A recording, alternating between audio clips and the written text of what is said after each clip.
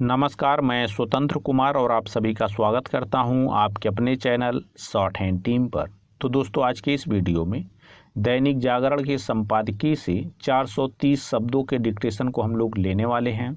इसे हम 3 अलग अलग स्पीड में लेंगे।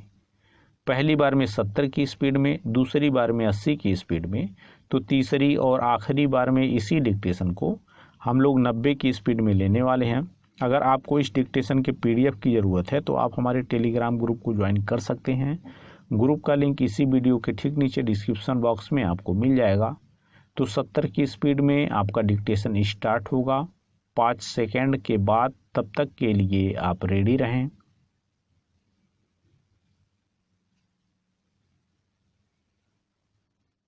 स्टार्ट।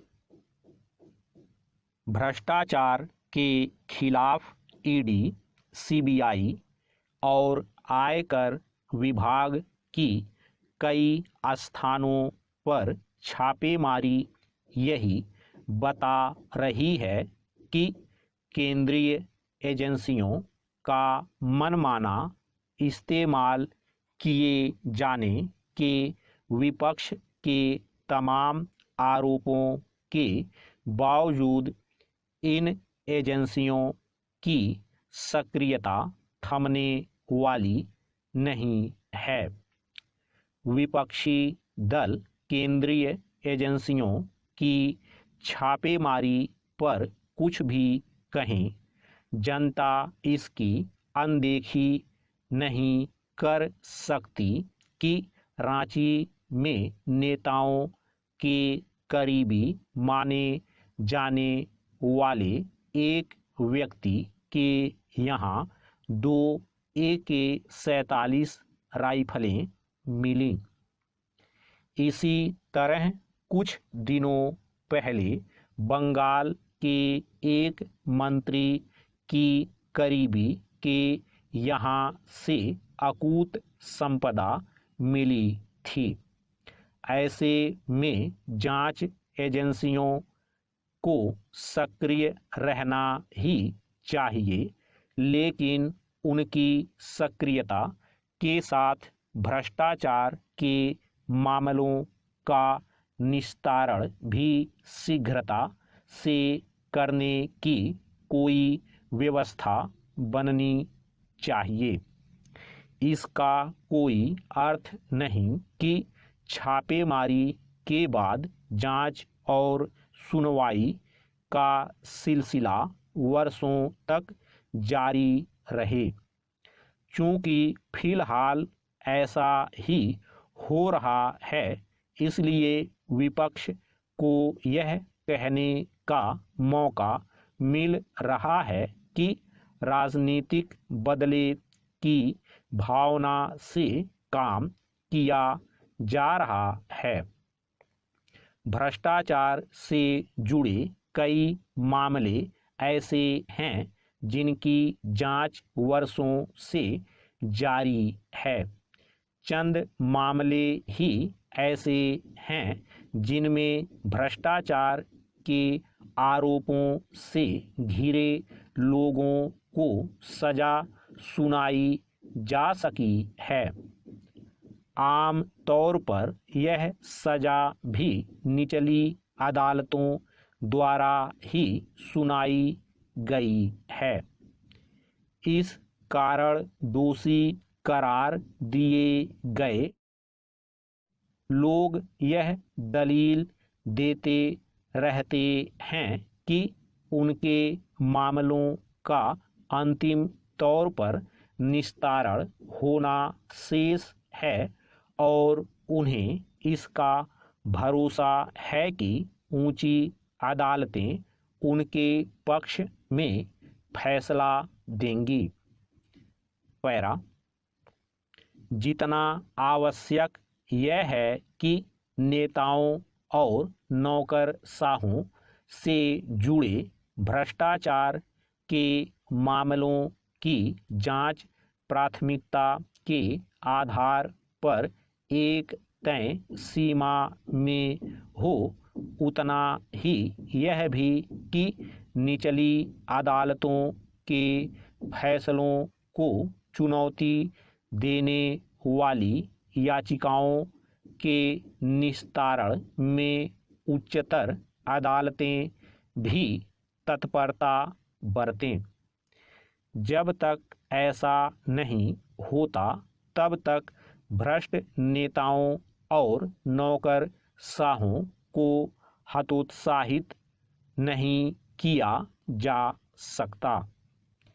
यदि किसी मामले में अंतिम तौर पर फैसला होने में आवश्यकता से अधिक देरी होती है तो उसका न तो समाज पर अपेक्षित प्रभाव पड़ता है और न ही भ्रष्ट तत्वों को यह संदेश जाता है कि यदि वे गलत काम करेंगे तो बचेंगे नहीं। क्या यह असामान्य नहीं कि बिहार के चर्चित चारा घोटाले से जुड़े मामलों का निस्तारण अभी तक उच्चतर अदालतों से नहीं हो सका है। इसी तरह कोई नहीं जानता कि 2G घोटाले को लेकर CBI की विशेष अदालत के फैसले का निस्तारण उच्चतर अदालतें कब करेंगी। नेताओं और नौकरशाहों के भ्रष्टाचार पर लगाम लगाने के लिए यह भी आवश्यक है कि व्यवस्था के उन छिद्रों को बंद किया जाए जिनका सहारा लेकर घपले घोटाले किए जाते हैं। स्टॉप। दोस्तों, इसी डिक्टेशन को दूसरी बार में हम लोग 80 की स्पीड में लेंगे और आपका समय स्टार्ट होगा 5 सेकंड के बाद। तब तक के लिए आप रेडी रहें।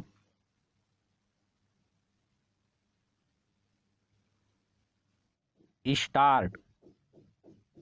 भ्रष्टाचार के खिलाफ ईडी, CBI और आयकर विभाग की कई स्थानों पर छापेमारी यही बता रही है कि केंद्रीय एजेंसियों का मनमाना इस्तेमाल किए जाने के विपक्ष के तमाम आरोपों के बावजूद इन एजेंसियों की सक्रियता थमने वाली नहीं है।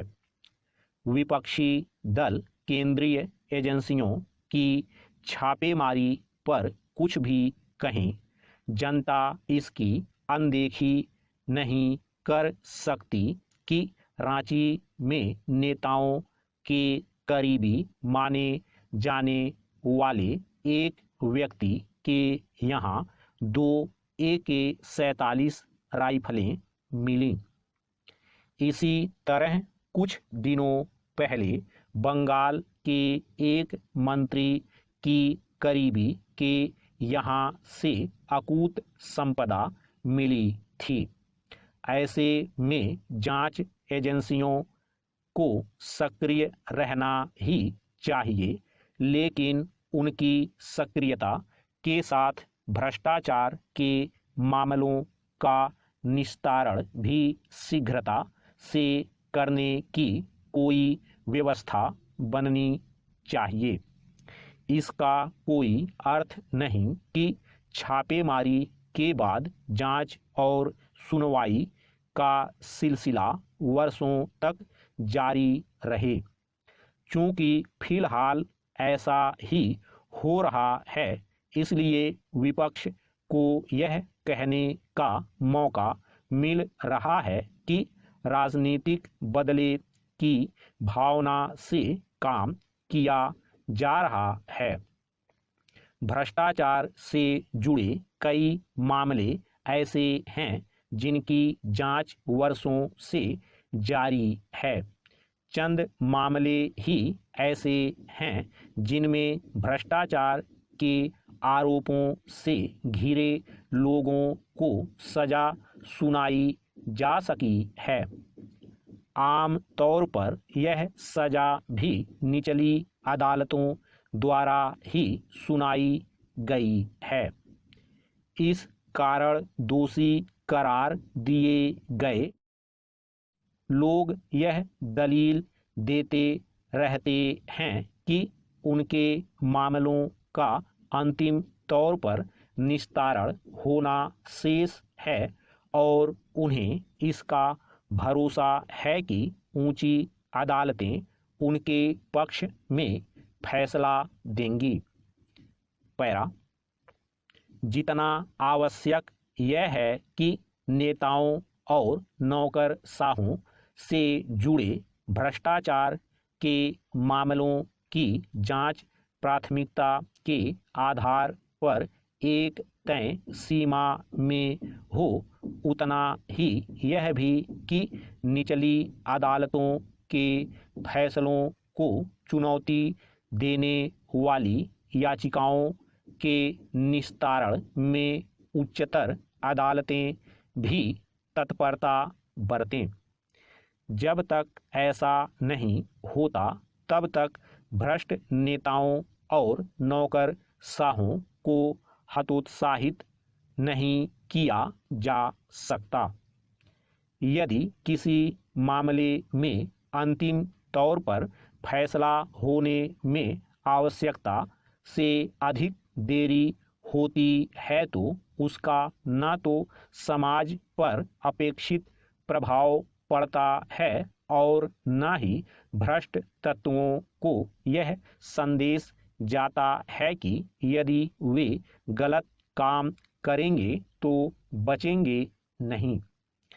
क्या यह असामान्य नहीं कि बिहार के चर्चित चारा घोटाले से जुड़े मामलों का निस्तारण अभी तक उच्चतर अदालतों से नहीं हो सका है।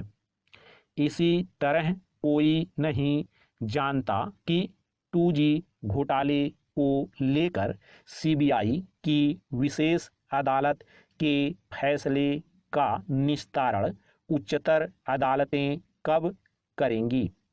नेताओं और नौकरशाहों के भ्रष्टाचार पर लगाम लगाने के लिए यह भी आवश्यक है कि व्यवस्था के उन छिद्रों को बंद किया जाए जिनका सहारा लेकर घपले घोटाले किए जाते हैं। स्टॉप। दोस्तों, तीसरी और आखिरी बार में इसी डिक्टेशन को हम लोग 90 की स्पीड में लेंगे और आपका समय स्टार्ट होगा 5 सेकंड के बाद। तब तक के लिए आप रेडी रहें।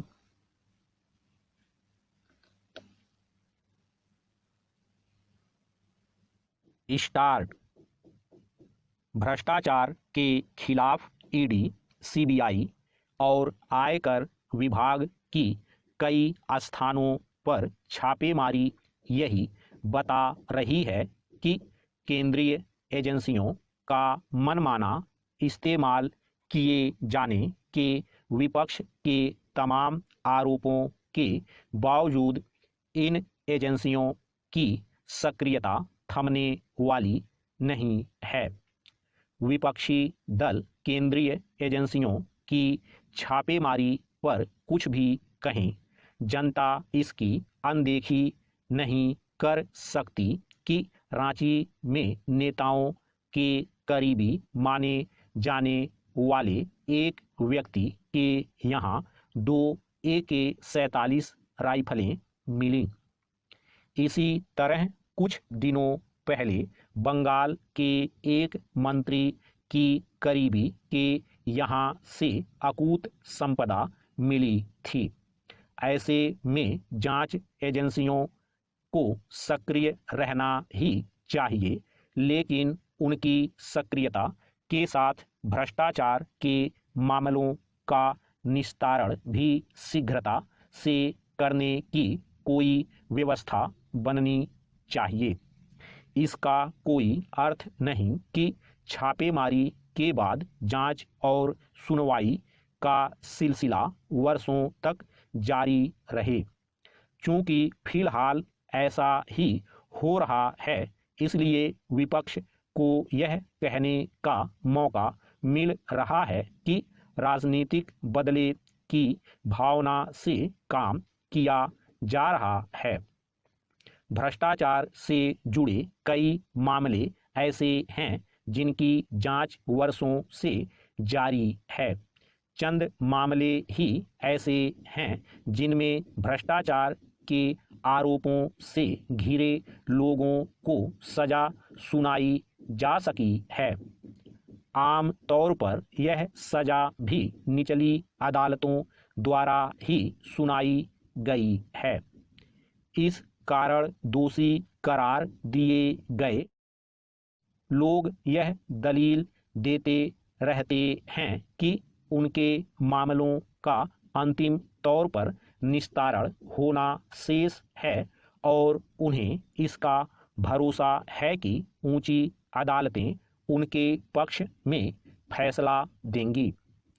पैरा, जितना आवश्यक यह है कि नेताओं और नौकरशाहों से जुड़े भ्रष्टाचार के मामलों की जांच प्राथमिकता के आधार पर एक तय सीमा में हो, उतना ही यह भी कि निचली अदालतों के फैसलों को चुनौती देने वाली याचिकाओं के निस्तारण में उच्चतर अदालतें भी तत्परता बरतें।